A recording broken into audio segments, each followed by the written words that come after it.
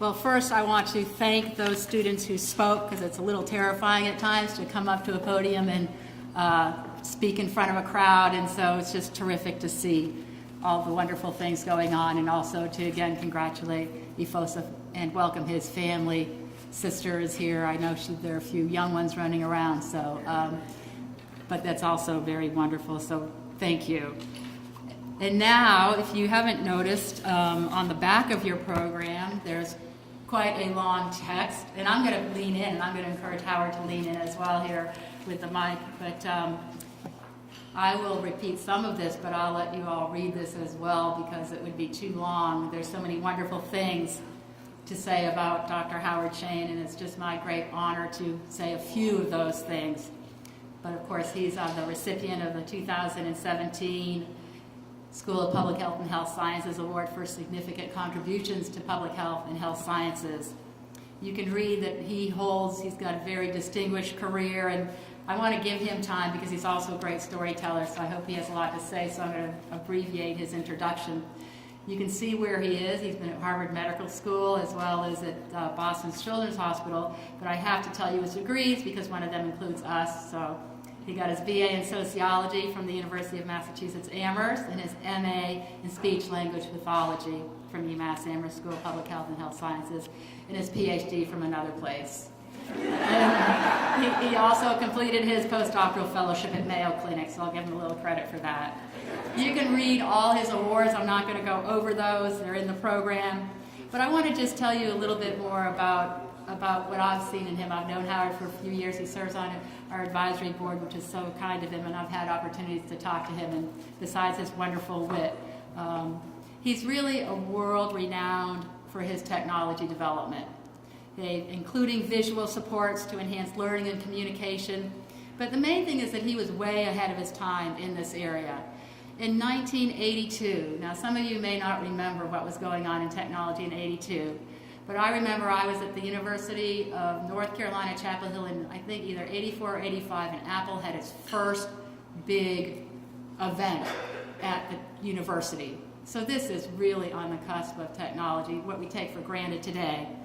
But he and his team became the first to attach a desktop computer, a separate power source, speech synthesizer, and custom keyboard to a wheelchair. So putting all these things together for people who really needed that technology assistance because they just not have the capacity that we have in terms of our speech and movement and etc. And his approach has always been way ahead of its time. And I think we could really all learn from Howard in thinking about how we ourselves approach things. Howard, I think, views people as individuals. Sometimes we don't think of people as individuals. We think of them in their little box. I always use the word, you're in this box, you're in that box, and what if we got rid of all those boxes? He really assesses individual needs. So he's developed a range of augmentative communication approaches that are appropriate for an individual's needs, both physical, cognitive, linguistic, and sensory capabilities. His orderly clinical assessment, which is known as feature matching, it's been adopted and used and applied around the world. Doesn't get better. We have to expand to beyond the world. I don't know, Mars, maybe the moon, that's probably coming up. But to give you a sense of history, so in 1983, he created the first computer software program designed as a communication program for non-speaking people. Then we jumped to the mid-80s, and he created the first computer language models to enable people who were with quadriplegia, so quadriplegics, due to spinal cord injuries, to use voice recognition to write, to access a computer, and become more independent. And we heard a really nice personal tale from how some of these things can really positively impact not only the individual, but the individual's families, which is just key.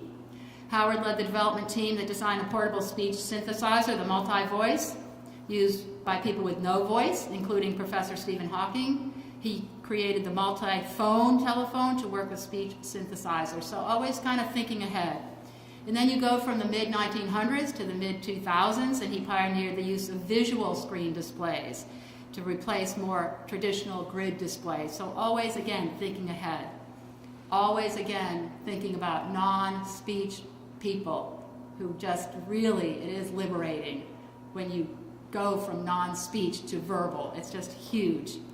And now, what is it? It's now working on the next phase, talking about mobile technology, iPad-based solutions. We see even on TV commercials how fast technology is developing. Watch out for Howard. And even in my mind, what's wonderful is continuing to focus on people with special needs, but in addition, really focusing on children with autism. When you can work with children, what you're doing is improving somebody's life for their next forever time. So it's getting people to have that early in life impacts their really ability later in life. So what I would say in summary is that whatever Howard's doing now in technology, the rest of the world will be following in about 10 years.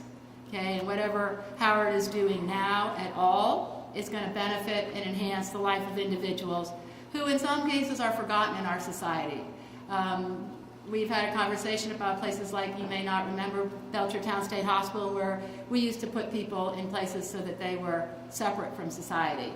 We are a little bit better at that, but in some ways those places closed because the state didn't want to support them. It wasn't to say, let's do something better for people. So we don't have many people in this world who can put these things together. Howard is not only able to see the potential in people, but he's also able to enable it. And I think that is what is the key distinction. So let me just say, best of all, when you have all those characteristics and you're a born tinkerer, then you have a lifetime of achievement. And I personally think there should be a BS degree in tinkering.